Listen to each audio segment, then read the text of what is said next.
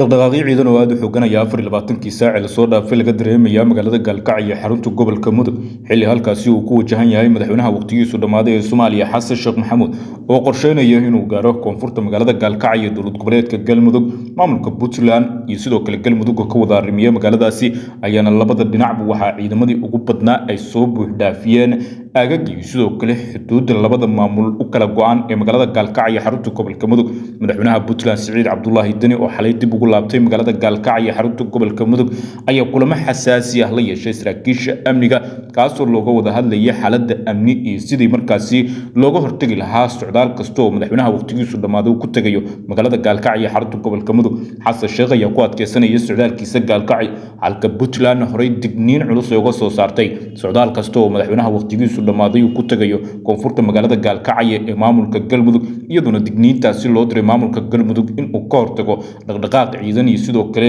abaabul uu madaxweynaha waqtigiisu dhamaaday ka sameeyo koonfurta magaalada Gaalkacyo taasoo saameyn ku yeelan karta amniga muddada sanadaha ay haysteen bulshada magaalada Gaalkacyo wixii soo kordhay tabinteena xitaa ku daawan doonta